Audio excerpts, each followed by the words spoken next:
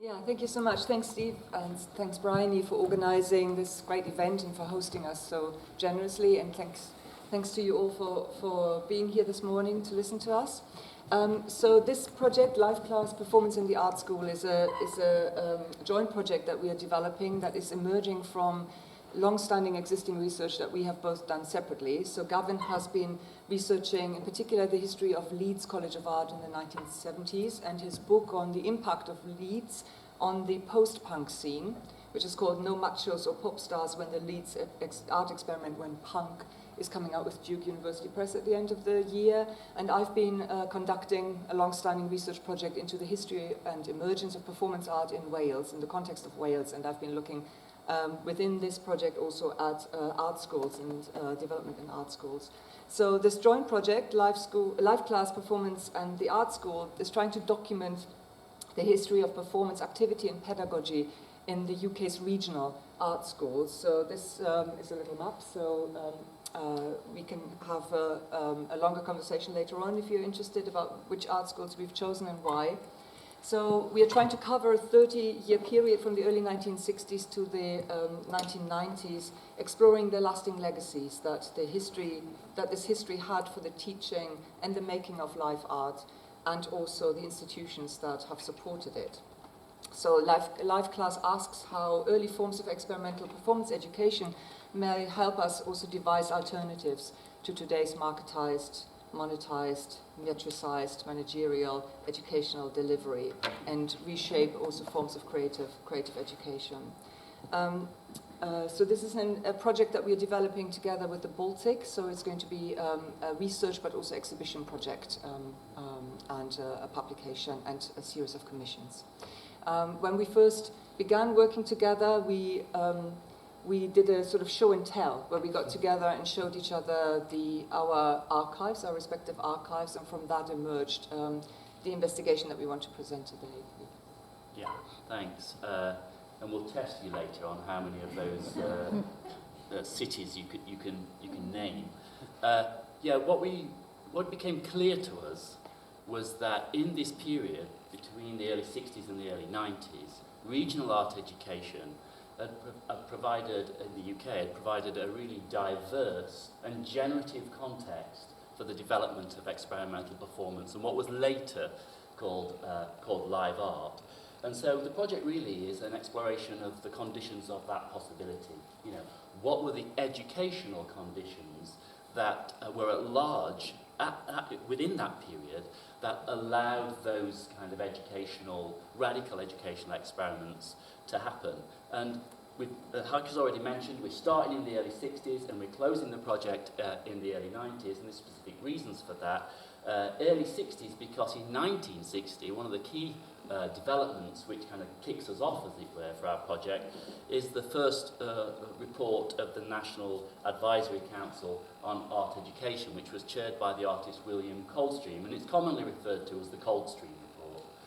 And that inaugurated a pretty wholesale national shift in the provision of art education from that point on. Its findings were implemented from 1963 onwards, and basically, just to summarise, it recommended the move from the old qualification, the NDD, the National Diploma in Design, which was a nationally assessed qualification that all the submissions were sent down to London to be assessed, in favour of the DIP-AD, the Diploma in Art and Design. Many features of that, but the two features that I just want to highlight here, both entailed a certain degree of academicisation, which was contentious. But what was great about it for so many art colleges, and I think underpinned a lot of the experiments we're going to be talking about, was that Coldstream wrote in the report over and over again that art schools should be free to work out their own ideas, right? So that's why regional variation was very much written in to the Coldstream developments. But the other part of it was that it put art education, or attempted to put art education, on a par with university level education rather than apprenticeships in craft. So it brought in educational requirements, qualifications. You had to have 5 O-levels to do a DIP-AD. And it also, somewhat contentiously, brought in the requirements that students should spend at least 15% of their time every week on what was called complementary studies, art history or liberal studies. And the other thing is the 1962 Education Act, which basically brought in local authority grants, maintenance grants for people at all higher education levels.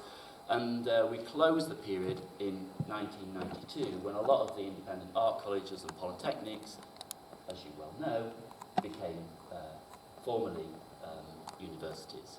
So that's really the kind of sketch of the reasons why you might say, why the hell 60s to the 90s? Well, that's why. Yeah, so we will be talking about 2 examples today that both take kind of related but slightly different paths in the wake of the Coldstream Report. So I will be talking about Cardiff College of Art between the late 1960s and the early 1970s. Now, in 1973, can you hear me, by the way? Just wanting to check. Yeah. So in 1973, the Art College in Cardiff established a new study area, which they called Alternative Studies. It offered fine art students the opportunity to specialize in performance art and in film and video and sound art, practices that they would later subsume under the term time-based art.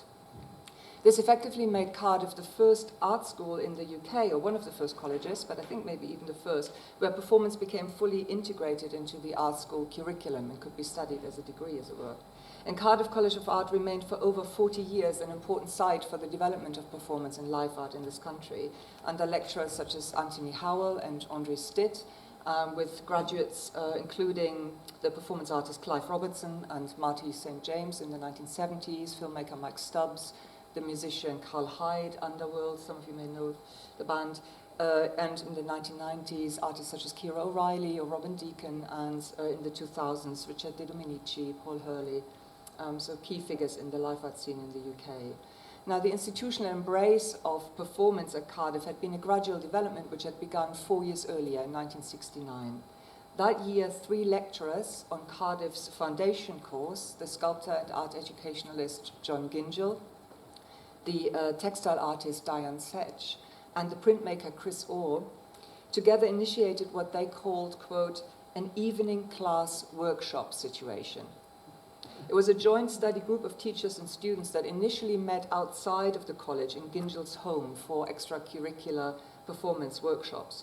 And these workshops then first led to sharings of these exercises and techniques, more as a sort of sharing amongst colleagues and other colleges, then to public performances, then gradually moved into the college, first as an annual offering of workshops to all fine art students, and then finally to the establishment of alternative studies in 1973, which Gingell then led until the late 1970s, before he then moved on to the MA in Cardiff. What has always made the developments in Cardiff College of Art really interesting to me was that the alternative studies provision was not initiated by artists who had an explicit performance practice. It's not like other places, if you think about some of the other performance pedagogical experimentations in the period, whether that be Caprau at Rutgers or later at Cal Arts or Beuys in Düsseldorf. Those were artists who themselves had an established performance practice. But in Cardiff, these were committed art educators who turned to performance, and in particular to the performance workshop, as a way to address what they considered the shortcomings of art education in that period.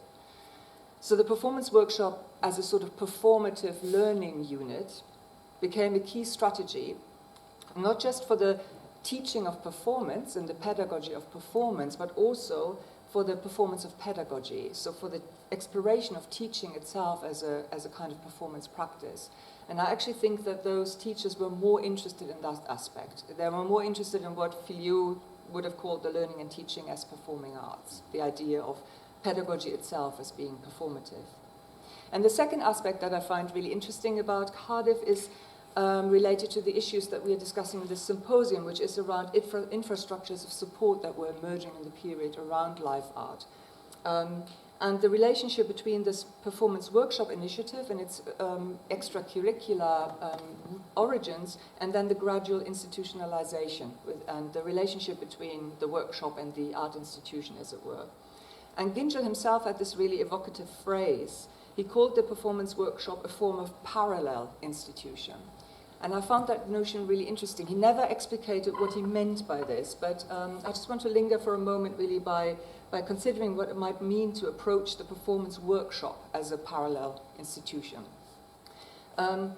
Now, there's actually very little research into the history of the workshop, and I just want to thank Simon Murray, who's in the audience today, because he's been giving me some advice on kind of theories of workshops, but there is very little history that into the history of the workshop, even though it's such an ubiquitous practice in experimental art making.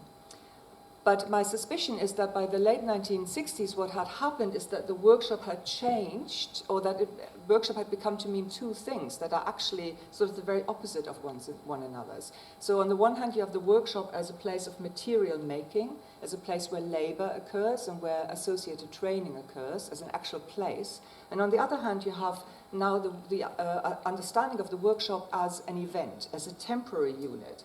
So on the one hand, the site of material production, and on the other hand, the very opposite of that, a breaking away, a temporary unit that allows you to break away from the pressures of production to a focus on process. And it was precisely this understanding of the workshop no longer as a space, but as a kind of event structure, as a temporary and temporal and social infrastructure, that was the foundation of this notion of it becoming a parallel institution in Gingell's terms. A way to perform the function of an institution without having to replicate its structures. And it chimes with much more recent performance-inflected understandings of the nature of institutions by people such as, the economist Douglas North, who has this famous definition he developed in the 1990s of the institution as being the rules of the game, the humanly devised constraints that shape human interaction. So in a way, the parallel institution of the performance workshop was conceived as a vehicle with which these educators hoped to change the rules of art education in order to enable different kinds of learning relationships to emerge than those that were being made possible by the institution of the art school.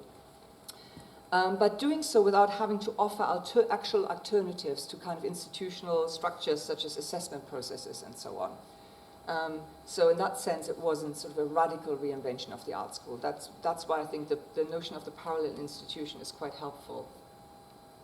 So just a quick word about the archival evidence on which I'm able to draw here, because that was something that we discussed quite extensively yesterday. So if you look at the history of teaching or performance teaching, there's actually very little documented. And there's good reasons for that. If I think about my own teaching notes, I don't really keep extensive kind of notes. There might be more like aid memoirs or sort of little kind of, sort of titles of exercises that I know how to do, but I don't explicate them in my notes. And that's the same for these teachers. So often you just find a diagram or a list or a little jotted reminder to self about a certain kind of exercise.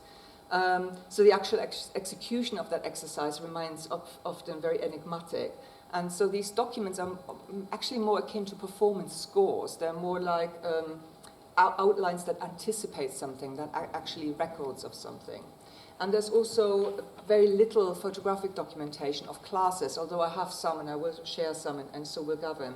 And again, there's good reasons for that, because these are sort of safe spaces as well in which students are working, and so they're not necessarily kind of cameras are not necessarily a presence that is appreciated in those.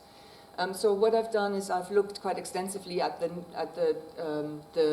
material that is still there, the extant material, but I've also supplemented it with oral history interviews that I've done with former students and teachers from Cardiff College of Art, and I've also reconstructed workshops together with teachers from the period where we've looked at the exercises and kind of try and figure out, what actually those were trying to effect. And I just want to say, I know we are being recorded. A big thanks to the families of John Gingell and Tom Hudson for letting me use these materials.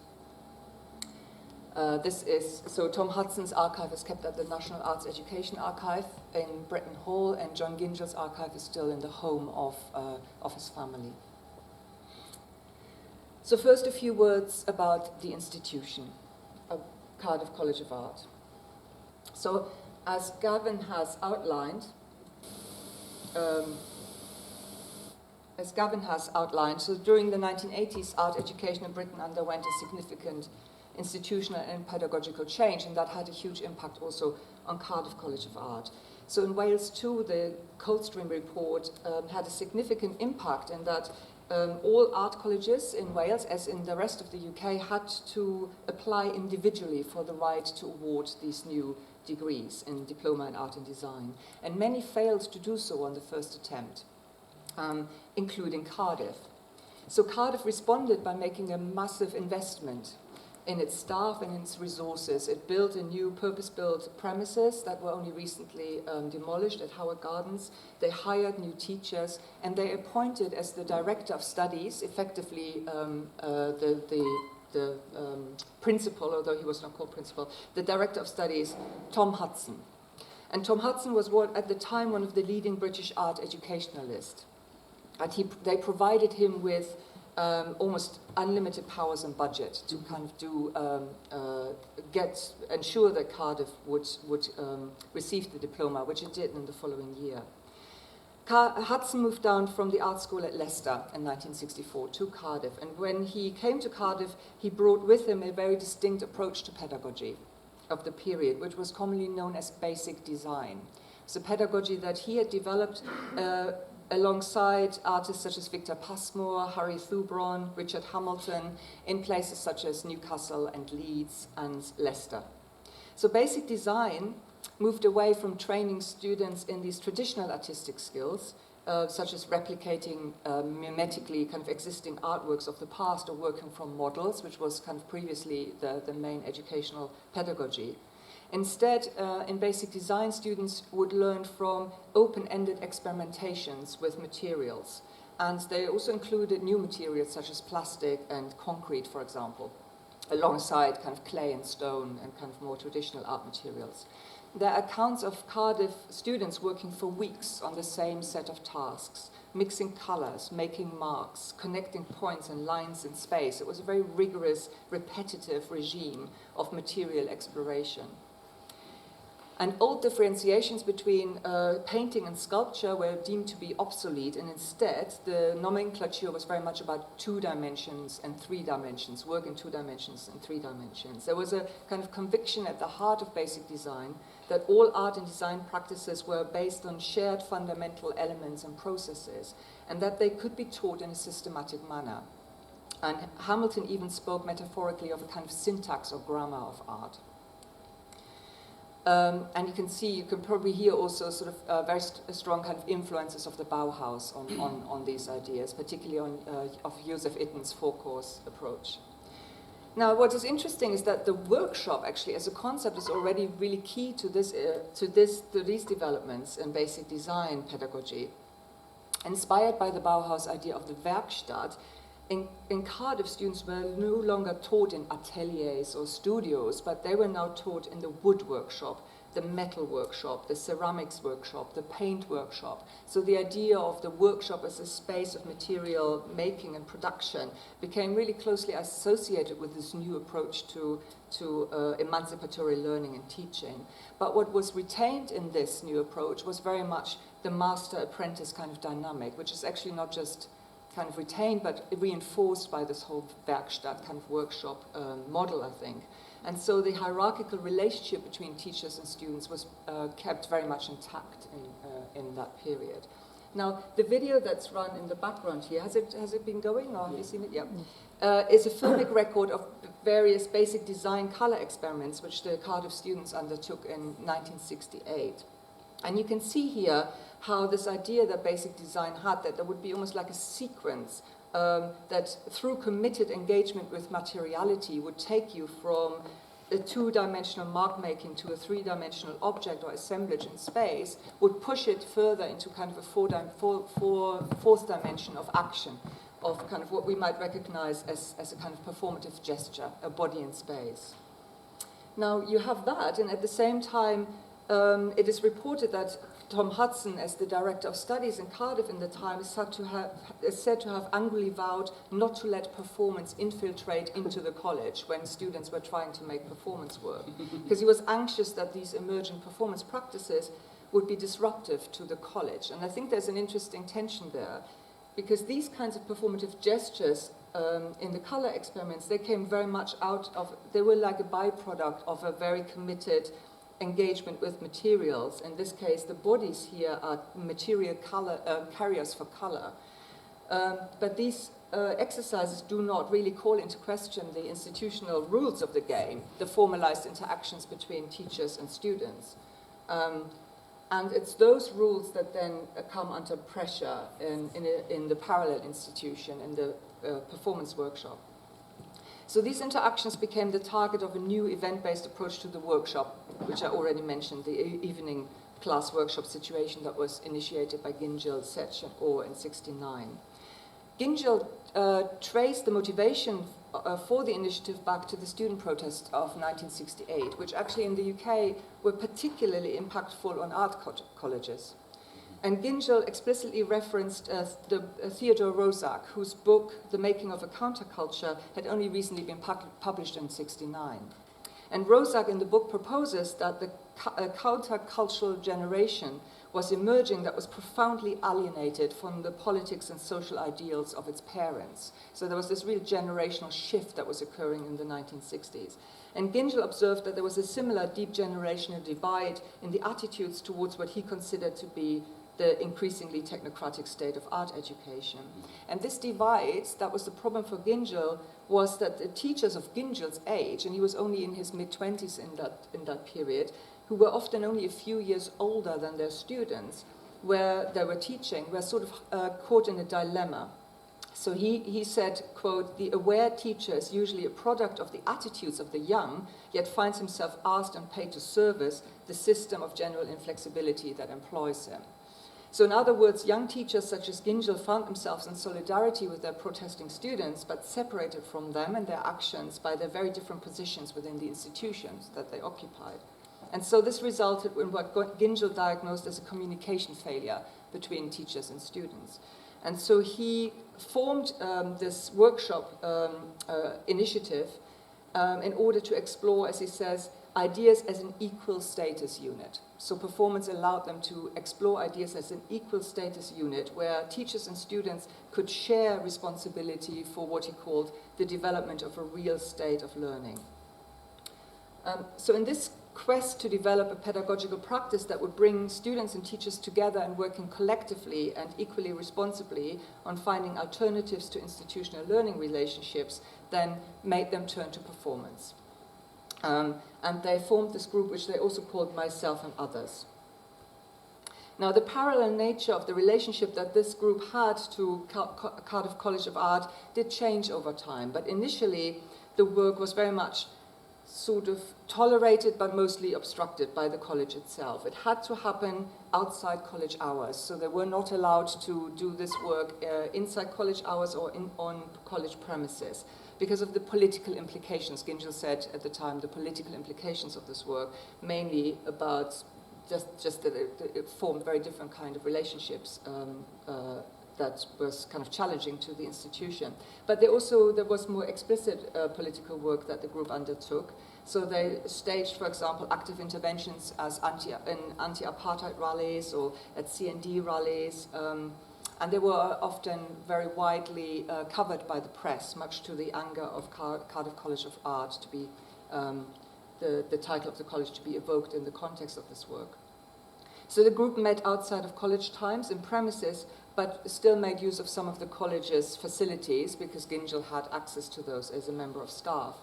The membership was largely self-selecting and initially comprised of students on the foundation degree. There were about 15 of them, core members, and about half of them were women. And students took very much a very active role in devising and leading the exercises. So there are some notes that exist from a workshop demonstration they did in 1970 at Chelsea College in London that gives sort of insight into some of the methods of their working, and also some of the preoccupations that they had. So some of the key kind of issues they were exploring in all of these exercises always had to do with the relationship between individual and community, with ideas of communication, non-utilitarian relationships between objects and actions. It was always about institutions and social roles and authority and participation. And the exercises often featured game structures, they featured improvisation, and also a lot of audience involvement as well. They also, the group also staged public performances increasingly. And these works had a really strong theatrical quality. They used scripts, they used choreographies, they often used costumes with Diane Setch developed. There was this sort of humdrum quality about these works. But Gingell himself insisted that they were nonetheless to be regarded as visual demonstrations of ideas. They came from a visual kind of investigation, a fine art investigation. And he preferred to call them performance structures rather than kind of plays or performances. What's also interesting is that in these workshop notes, there's very rarely any reference to contemporary artistic developments in performance or action art. I don't think they looked at that work at all. There's sometimes references to expressionism, abstract expressionism or minimalism. I think there's a note here about Judd on there. But the main reference points were really critical theory for the group, and those were sort of some of the key publications that were sort of big in the 60s that were often discussed. Herbert Marcuse's Eros and Civilization, Art and its Object by Wollheim, and so on. Tacit Dimension by Polanyi. They were all books that investigated action. You know, they're all books that explored action, or in Marcuse's case, the refusal of action. And it suggests that the centrality of action in this work really had much less to do with formal or aesthetic concerns, and much more to do with pedagogical or political concerns. Action is social communication, sort of facilitated in this workshop. That was what the group was really interested in, and Gingell often noted that it was also a rejection of the materialist object production in fine art, of which Cardiff was a prime example in the period. So when and why the group then dismantled is a bit fuzzy, but something started happening in the 70s which probably led to its demise. And that was that from the late 1970s onward, John Gingell was then invited, alongside his former student John Danvers, to stage some of these workshops within the art college. They often refer to them also as pedagogic events, and they all featured performance, action, word, and sound, and they were now offered as regular offerings for first-year students in fine art who were doing this sort of rotation in the art school. And so first years from 1971 onwards would take at least 2 performance workshops a year. Usually in the autumn, a workshop that Gingell ran called Action and Ideas, and in the spring, a workshop that John Danvers ran on words and sound. Again, these were structured, sorry, that's another exploration, and this is one of the documentations of the sound workshop. So the workshop, again, were structured around exercises, much like the workshop group that they had extracurricular, but this time there were also kind of lecturing elements as part of this. This is a list of exercises that they used, and I won't go through them now, but there is very much, again, an exploration here, relationship between action and language, object, perception. So some of the preoccupations of the earlier work remained very much part of this provision as well. And an important part of the pedagogy still remained also the public sharing of work. So what began to happen in Cardiff is that the college began to stage what they called symposium events, which were all staged at the National Museum in Cardiff, in the building, and they usually started in the morning and ran all day and featured performances, films, lectures, presentations that the students had made, and included also guest artists, and so people that passed through the symposia were people like Bruce Lacey, Bob Common, Cornelius Cardew, Robin Page, and so on. So in this way, in the early 1970s, performance became promoted to a much more central institutional place within Cardiff College of Art, and this then finally culminated in the establishment in 1973 of the Alternative Studies Department at the college. Now, what that meant was that they were given a dedicated space, a black box type performance space. An audio-visual unit was set up that provided technical support. And interestingly, the space that was instituted, in a gesture back to the material production spaces, was called the Space Workshop, and it remained called that until it was knocked down a few years ago. Just to sort of conclude, so these developments, I think, at Cardiff College of Art were particular and specific, but they were not unique. And as Gavin was saying, each of these colleges in the UK had their own sort of approach, but there were similar emergences of performance art at art schools across the UK. And Gavin will, in a minute, speak about another example of this. But I also want to offer Cardiff up as an example for the kind of institutional infrastructural building that was happening around performance and live art, or live art as it was later called, in the UK in the period. Jenny Klein, performance scholar Jenny Klein, has very astutely observed in the article that the chapter that she wrote for the book she edited with Dee Hedden about the histories of live art in the UK, that one of the success stories of live art in the UK has been its capacity to build really effective institutional infrastructures that looked that were anti-institutional in appearance and nature. But I think, actually, if you look at those infrastructures, I think they were much less radical than the anti-institutional sort of suggest. I really do feel that the parallel institution might be a better way to think about how these infrastructures often emerged out of events, whether that be the workshop or as a type of event, or in some cases platforms or festivals, and then developed in a way that ultimately led to a passage into existing institutions that managed to change some of the rules of these institutions in the process, for example in the art school, but ultimately did not really succeed in offering a long-term alternative in the way that the anti-institutional might suggest. I'll leave it there.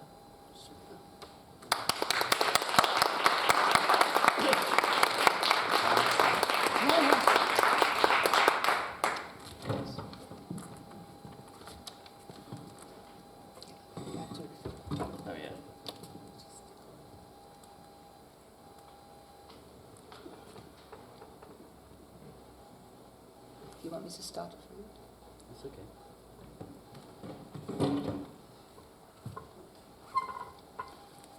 Okay, thanks. Right, I'm going to take us to Bradford in a similar time period, mid-60s to around the mid-70s, and the experiment in art education that was spearheaded by Albert Hunt there, and the formation of the Bradford Art College Theatre Group, but I'll get to that in a moment. I just wanted to say that what I'm going to be talking about is very, very much work in progress. You know, I'm just at the beginning of doing more serious research on Bradford after having spent so much time working on Leeds art schools. So a lot of the things that I'm going to offer out to you now are rather speculative, and I know there's much more archival work in particular to be done, but I thought this would be a good opportunity to share some of that initial work anyway. But I just wanted to say about the Coldstream report, you know, it may seem almost like I don't know, counterfactual or something, to think of a government body meeting, a committee, spending time reflecting upon how best to organise art and design education nationally. Counterfactual, of course, because the noises that come from government now are that, at best, a qualification in the creative arts is basically a time spent studying for a so-called low-value degree, right? We can see how far we've come in our contemporary neoliberal moment, in which the value of education is completely instrumentalized to its financial value. How far we've come from this moment, when not only the Coldstream Committee was meeting to discuss the value of art and design education, but also another committee, the Summerson Council, which was put together to implement the findings of Coldstream. However, I want to stress that neither Heike nor myself are interested in nostalgia here and romanticising this period in art education as if it was somehow, you know, the kind of the salve to all of our pain in the contemporary moment. And that's because a lot of the developments that we want to trace were actually birthed in a critical relationship to the implementation of the Coldstream recommendations. You'll see that some of the things I'm going to say about Bradford mirror quite uncannily some of the things that were going on in Cardiff, especially around this idea of the parallel institution and the event as a parallel institution.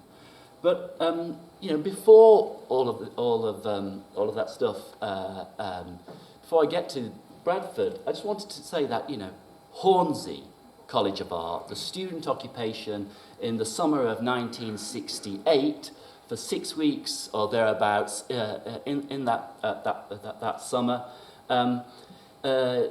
You can see, if you like, perhaps the most high-profile expression of the dissensus within the art educational sector with the Coldstream reforms. I mean, one of the things that the student occupiers were most kind of driven by was the implementation of the qualifications, of the requirements of the 5 O-levels, and that kind of morphed as the 70s went on into requiring 2 A-levels as well.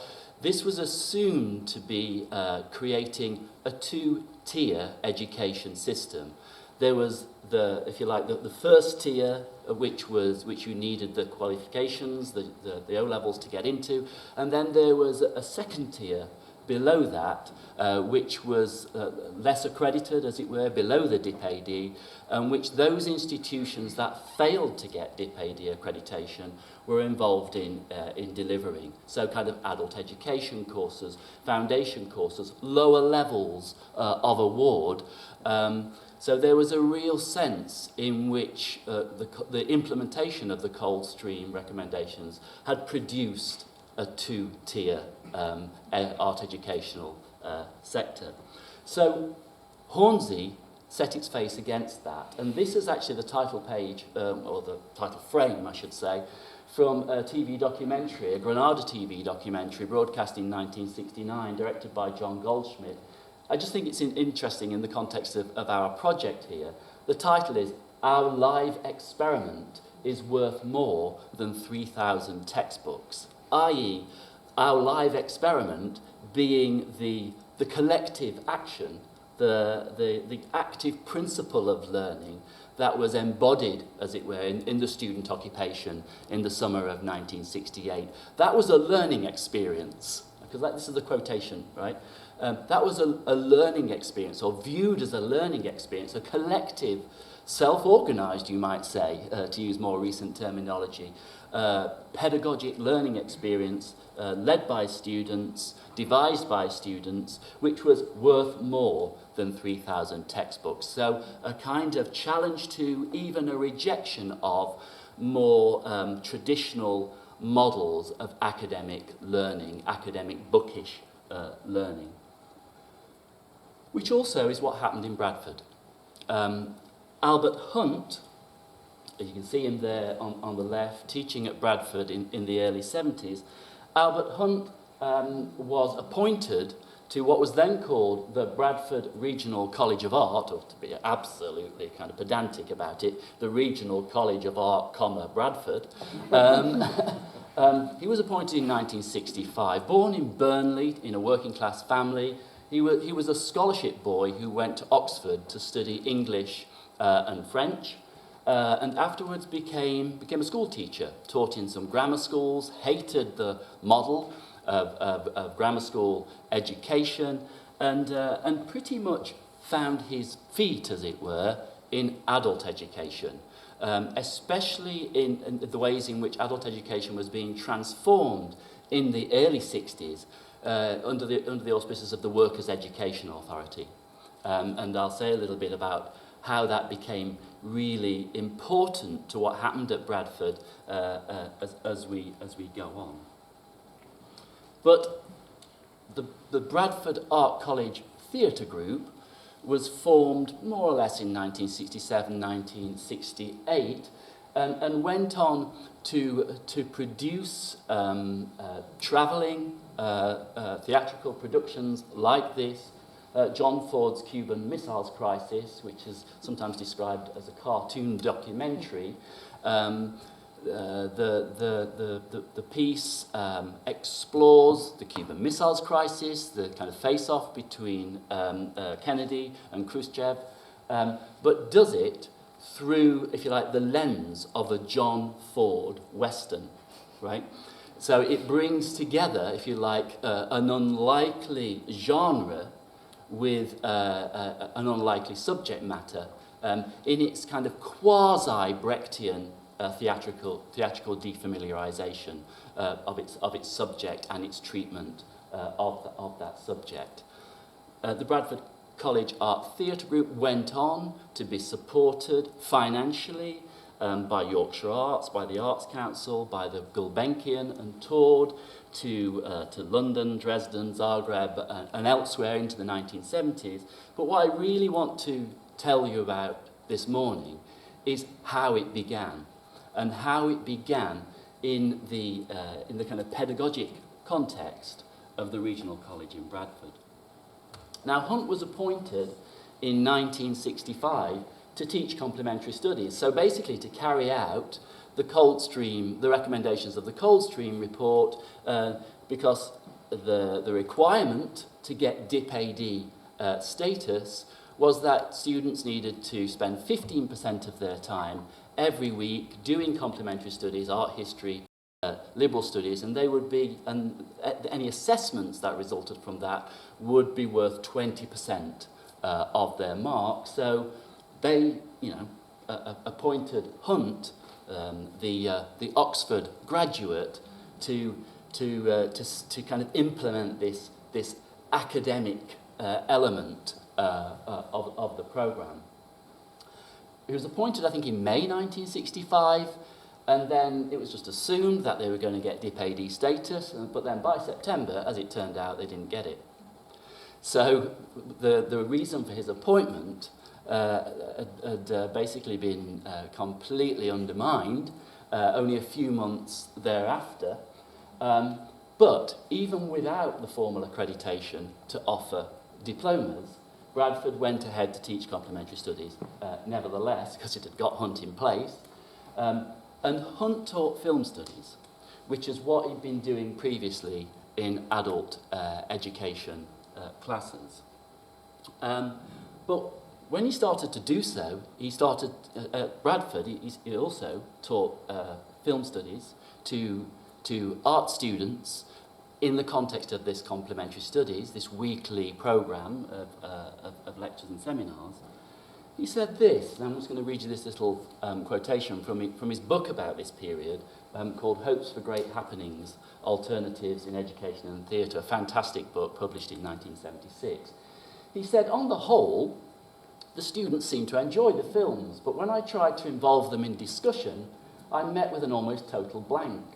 As an experienced tutor in adult education, I'd imagined that one of the expert professional skills I'd acquired was the ability to lead a discussion. I thought I was good at that, and now I find myself doing nearly all the talking myself, with the students paying only the most passive attention. At first, I was puzzled by this. In the adult education classes in Shropshire, people had always been willing to talk about film, and they'd kept coming back week after week. They'd have stayed away if they'd have been bored. And that's my underlining, by the way. It was some time before I realised that the situations were completely different. The people in the adult education classes came because they wanted to. They shared a common interest. They liked talking about films. The students in the art college, on the other hand, shared no such common interest. They came because they had to.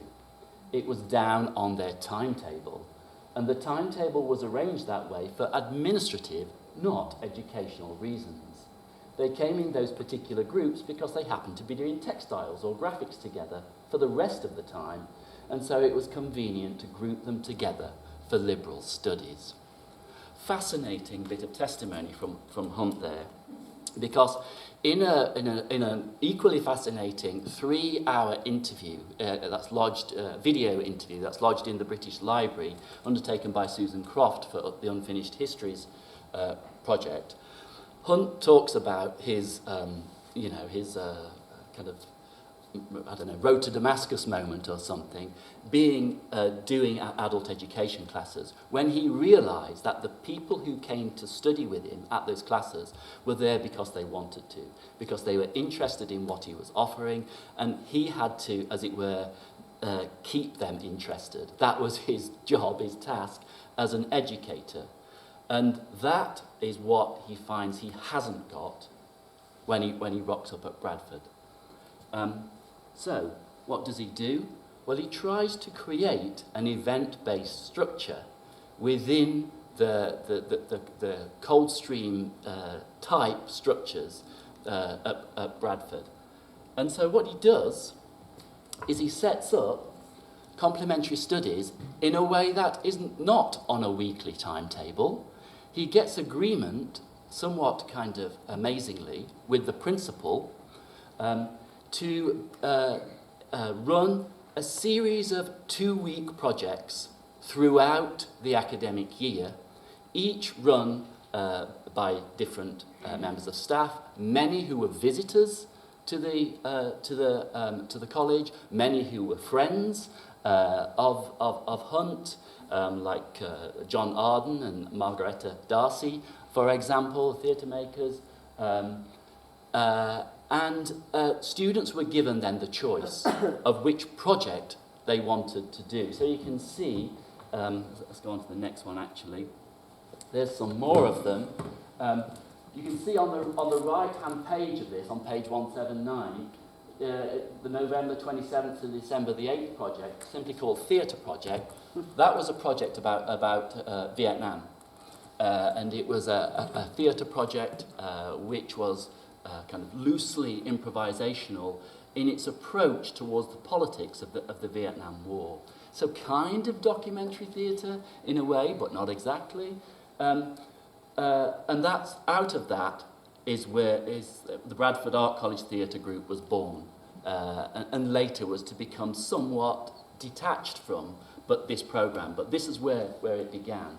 Also, perhaps most famously, you can see here on the left, P4, October the 23rd to November 3rd, St. Petersburg 1917, Bradford 1967, an October Carnival. This is perhaps the most famous quasi-processional performance that took place in the streets of Bradford at this time in 1967, which reenacted the Russian Revolution, the events of the Russian Revolution, especially the whites and the reds, as it were, fighting each other in the streets of Bradford, and involves some around 300 art students, not only from Bradford, but also supporting colleges, in particular from Leeds. And you can see the tutors here were John and Margaretta Arden, but also John Fox was involved in this project, who of course later founded Welfare State International.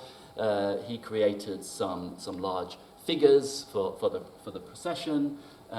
There's just one of the images from the project, and this has been perhaps one of the most successful quote unquote projects to come out of the programme, but Hunt also saw it as being a really decisive moment in the project because it involved play. Hunt was really a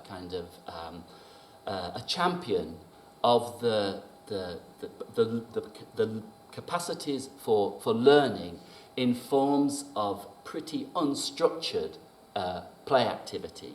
And in that regard, he takes a lot from Clive Barker and his Joan Littlewood-inspired theatre games. You know, the guy who was involved in actor training and whatnot, and wrote a book called Theatre Games in 1977. So Hunt writes this about the Russian Revolution and about play. The idea was that we would turn Bradford for a day into St. Petersburg and try to recreate, in the form of a dramatic game, some of the events of the October Revolution. The emphasis was on the word game. We weren't, I knew, in any position to stage one of those huge Meyerhold street plays. Instead, I drew the analogy with children playing in the streets. When they play, say, cowboys and Indians around street corners, they're totally absorbed in their game. They fire bullets at each other, and to them, bullets are real. Passers-by can walk through the game without interrupting it, without even noticing it. On the other hand, if they so wish, they can stop and watch. But the children don't explain the game or perform it for the passers-by. In the same way, I didn't believe that we should explain our game. The play itself was the thing. The more seriously we played, I believed, the more impact we would have. But the game, and not the impact, was the central concern. If people wanted to stop and watch, so much the better. If they wanted to walk through the game and ignore it, that was their privilege. Right? So that, I think, demonstrates an embrace, really, of kind of performance in the everyday spaces of the street that arguably, in terms of what the thing looked like or how it might have appeared to passers-by in the street, perhaps owes more to surrealism or to the situationist derive rather than to theatre. The other important thing, of course, is that all these projects were undertaken as pedagogic projects. This was about learning. And so, just to demonstrate how Hunt was thinking about this, he said that the most interesting thing, one of the most interesting things about this, was it was advertising students who were working on doing a poster for this event. And they wanted to have explanatory titles like Coming Soon, the Revolution in Bradford, November the 2nd, Russian Revolution in the Streets, etc. And basically he convinced them not to do that. He said if the event was simply going to happen, then the picture of Lenin also should simply happen. Eventually we agreed to have no words at all, to allow the image to speak for itself. And then he said, this is my underlining again, to me, working with this group meant complementary studies in the fullest sense. The students were using their own skills, working in their own medium, but the medium had been placed in a different context, in such a way that they were coming at their own assumptions from a different angle. It was a very Brechtian enterprise. And it was also an enterprise that got a lot of national press attention. So, of course, the principal was very happy with Hunt, because despite them being turned down for the DIP-AD, they end up getting national attention for their pedagogic programme in the national press, here in The Guardian, but also a report in The Times, etc.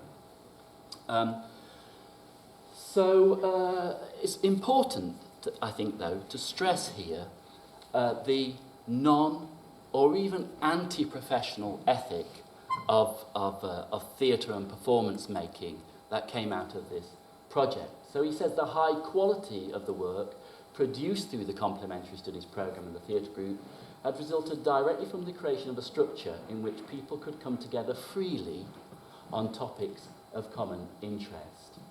And these are non-professional actors, and that's important because he said several members of the group have never been to the theatre in their lives. They never worried about breaking the rules because they didn't know what the rules were there to break, or that there were rules even to break. So it was led by totally different principles. The theatre making was led by totally different principles. It was about trying to, in an event-based structure, to produce a collectivized pedagogic scenario in which all those involved came to not only contribute to the scenario, but to learn something about the subject about which they were creating the event. And so the project is really kind of founded upon what might now seem fairly romantic ideas about freedom within education.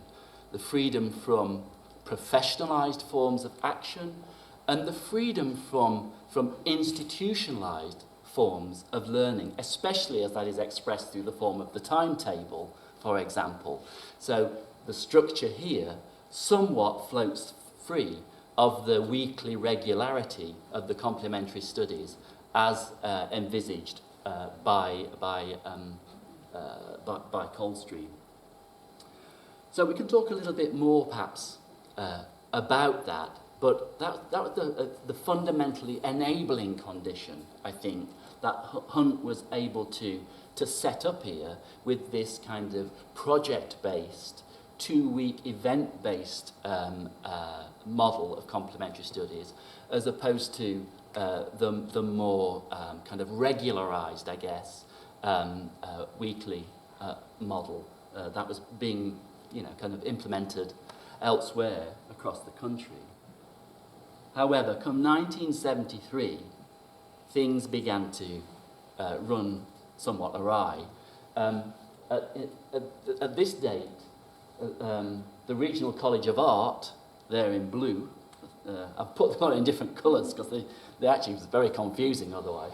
The Regional College of Art in Bradford was merged with red, the Bradford Technical College, and it became Bradford College of Art and Technology. A much bigger institution, of course, which had consequences for Hunt's project. He did form with other staff the Media in Education unit, which involved film and television alongside theatre. But by 1973, the pressures were to create new degree courses to be validated by the Council for National Academic Awards, the CNAA, and to formalise and professionalise the event-based teaching of the previous years within or as a new DIP-HE, a Diploma in Higher Education programme. The cross-subject area event-based teaching, out of which the theatre group emerged, became impossible in this new institutional setup, impossible to administer, as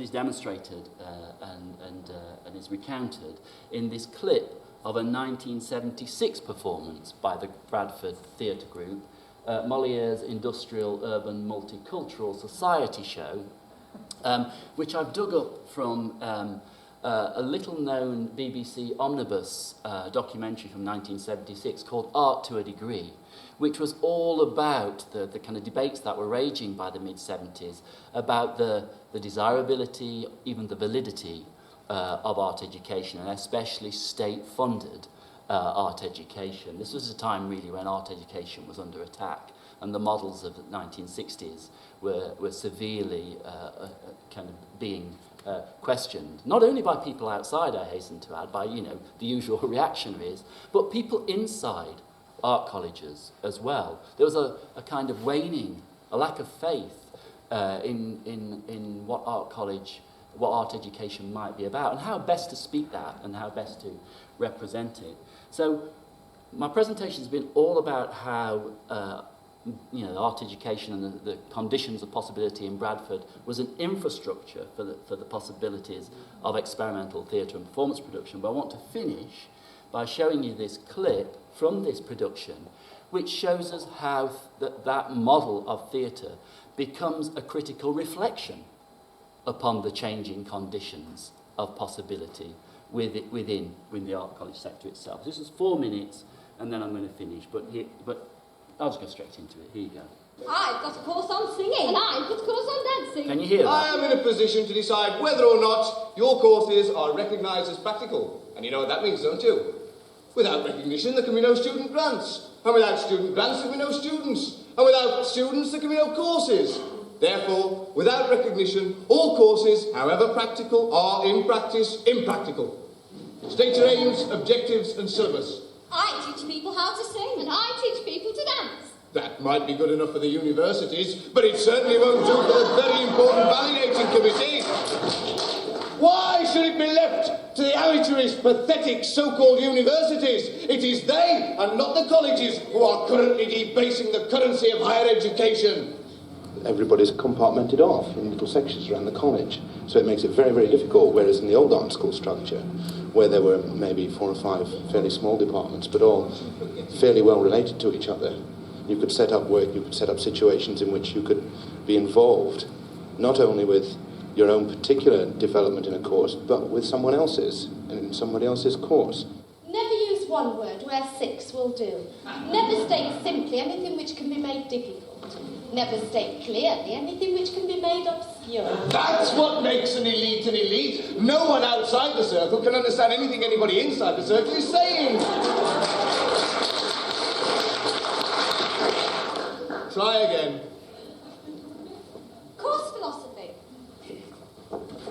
Whilst recognising distinctive characteristics inherent in the varieties of audio-kinetic arts in the developing industrial urban multicultural society, this 2-year interdisciplinary course is conceived as a way of involving students in the exploration and personal clarification of common fundamental concepts within the chosen arts area. the course aims to enable students to recognise and respond critically to changing forms and content in audio-kinetic art as it emerges in a developing industrial urban multicultural society. Objectives. The student will be... You hear that? The student will. This course is absolutely teacher-proof. Syllabus. Introduction. What is art? Problems of definition. Formation of taste and nature of criticism. Developing a critical methodology for audio-kinetic arts. 10 hours. That's what I call practical. Uses the sort of language that you might associate with the making of sausages or custard pies or something of that sort. Whereas I think our articles, Faith, would say that's not how people learn. They may not be able to sing or dance very well, but they'll certainly be able to talk incomprehensibly about singing and dancing. Things like that. Oh, you can, anybody can. Would you teach me how to write a letter to a very great lady? All I've got so far is, Dear Dorime, would you come to bed with me? How would I write that if I were a member of the quartet? Brad, Gold, Props, Dip AG, Batch Ed, Batch Art, Stroke, Admin, May 1975. Big brother is, war is peace, freedom is slavery, ignorance is strength. Completely new style educational institution right across the range is Completely old style university polytechnic minus academic status. all courses are equal. But some are more equal than others. Big brother is love. Big brother is love. Big brother is love. So what does it mean? It means you may not be able to sing or dance or stop yourself from being conned, but you've been accepted as a member of the self-certifying professional elite. What does that mean? It means you're a member of the court circle.